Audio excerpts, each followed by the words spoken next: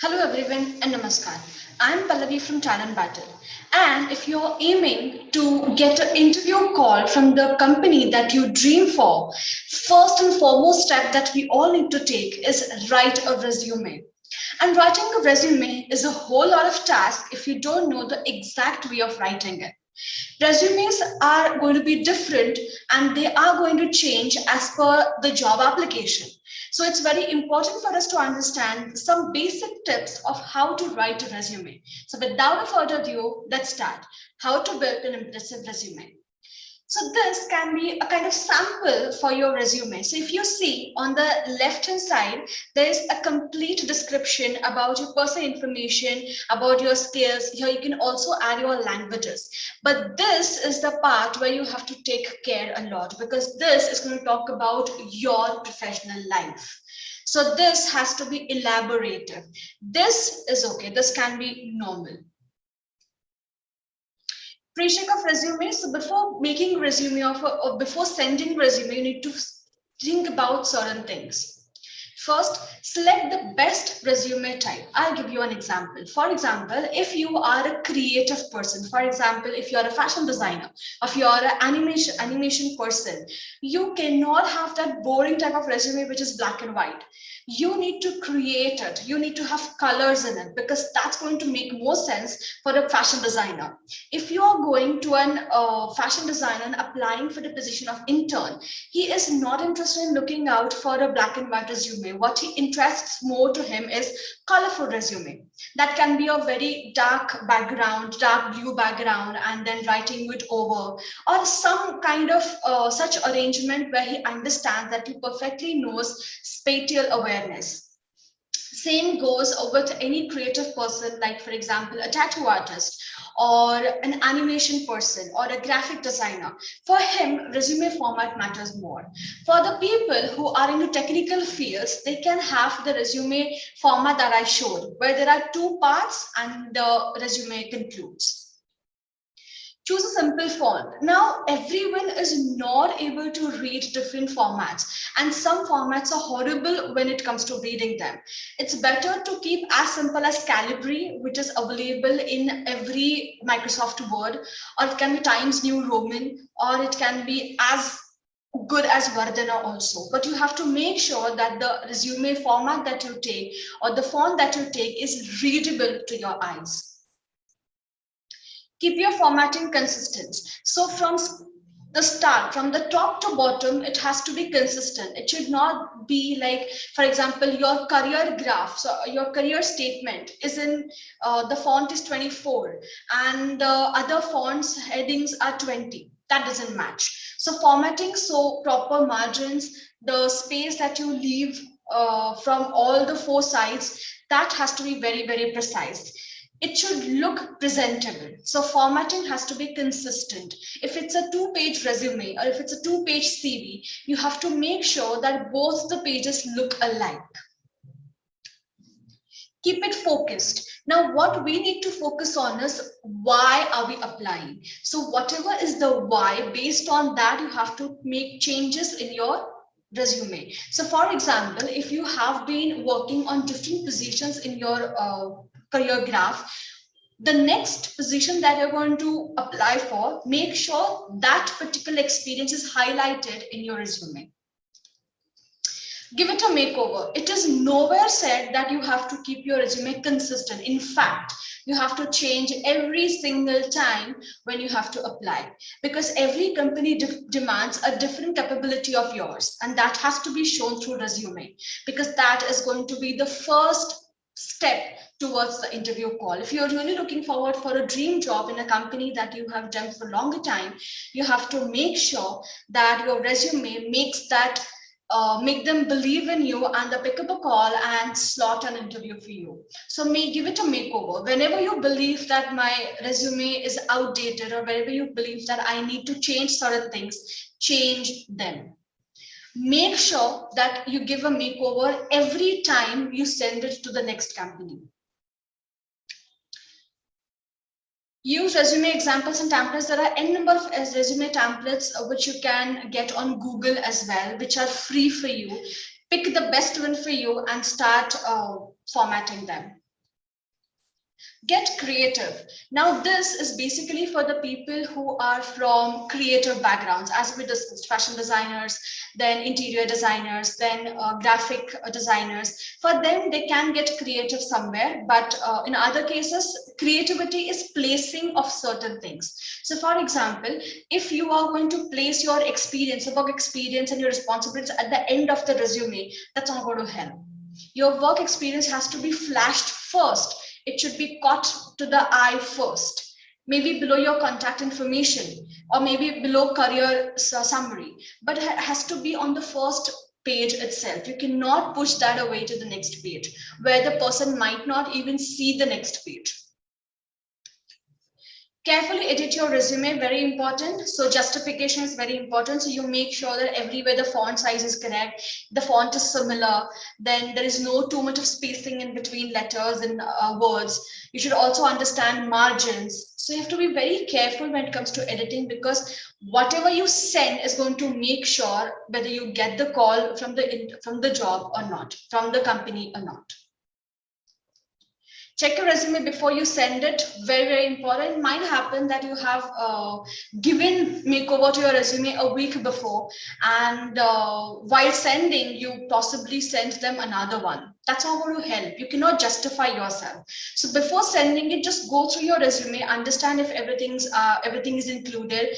If you have not included certain things, then you should make sure that you include it, so that the next organization or company where you send it, they're impressed with that. So check your resume before sending. It might happen that you might have lost upon some points that you really wanted to include. So it's better that you check it once before you send.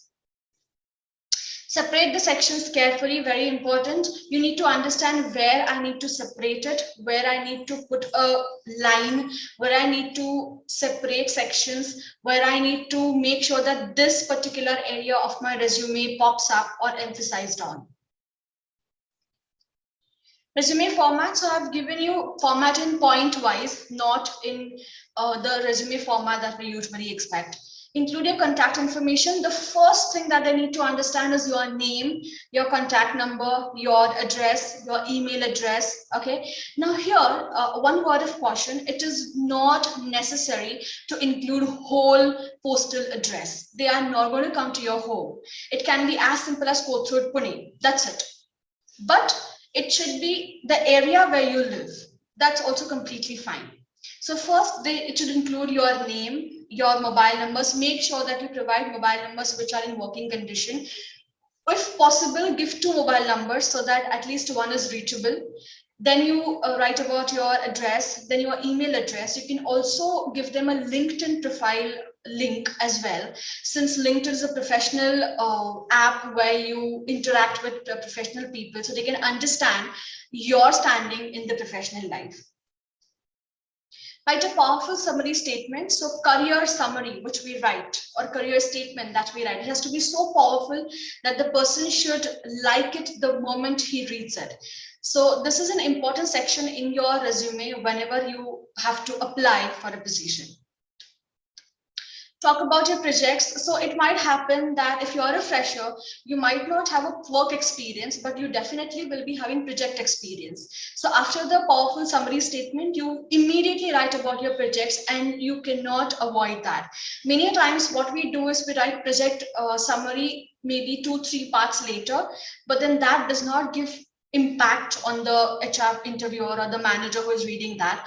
So give your project details immediately after the career summary. If you are an experienced person, then after powerful summary statement, you can write about your experience. Now here, what you have to do is, you cannot just write project this, and these are the things I did. No, elaborate on how you supported your team to make the project successful. If it was a group, choose the skills you want to highlight. So for example, in your project, if you were a good team player, or you were a very good conflict solver, please write that.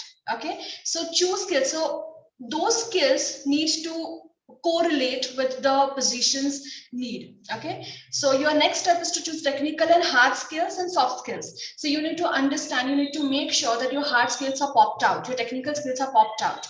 For example, if you are applying for a position as Java trainer, or if you're applying for a position of Java programmer, make sure that your skills include that. For example, if you have done a project on Java in your college and you won a particular award for that or a prize for that, make sure you mention that here, because then that will correlate with the position's need. So if the position needs you to be a Java developer or a Java programmer, here they will understand, oh, he has done work in Java, so definitely he can be a good selection for us. Education, training, and certification, very important. Now what happens is, usually we write our education and training after the career growth or after the work experience. No, we are going to change that. So first we'll write our contact information, then we'll write about your career summary, then we'll write about your projects, then we'll write about your skills, and then we will write about your education. So education, which a bachelor's degree or a post-graduation degree, so that can be in a tabular form as well. After education, you can also write about certifications that you have got. Hobbies and interests. So after this, now they want to know about how you are besides your professional life. So hobbies and interests. Now make sure that these hobbies are ones which you really pursue, not you're just writing for the sake of writing. So for example, if you love swimming, then make sure that you write it in that. But if you hate swimming, don't write that I love swimming. Okay. Your hobbies and interests should also correlate to your job position. So tomorrow, if they ask you, why do you have this particular hobby? You should be able to correlate it with the qualities that are needed for the job. For example, if you love swimming, okay, so if they ask you, why do you love swimming? So you can tell that swimming gave me a sportsmanship spirit, and it also gave me patience, which helped me in my personal and professional growth. So automatically you're correlating your hobby with your professional life. So once hobbies and interests are done, you have come to end of your resume, and make sure that your resume tells about how you are as a person professionally and somewhat personally as well. Now here, there is no need to include your marital status, your gender, your permanent address and stuff like that. That's not needed. You can also include your language that you know, but don't write languages known, English, Hindi, Marathi. No. What you're going to do is, you're going to write language skills, write all three languages, English, Hindi, Marathi, and write proficiency. So whether it's beginner, proficient, or expert. Beginner is where you can just read or understand that language but cannot speak or write. Proficiency is where you can speak, you can understand, maybe you cannot write. And the third is where you can do all three. So you are successful, you have a command over that language. So language skills are also important. Even in language spoken, you can also include language skills where you include C++, Java, and all those programming skills also, where you can tell them whether you are a beginner, proficient, or expert. Make sure that your resume is impressive. Make sure that the format is so neat and tidy, so captivating, so attracting that the person picks up the call and fixes your interview on the same day. And that will happen if you follow these resume format rules. Make sure to check out different formats on Google as well, and attract or pick the best one that attracts you a lot. Meet you in the next session. Until then, hope that all of you create good resumes and you get lots of calls from the companies that you get confused which one to choose. Meet you in the next session. Until then, thank you.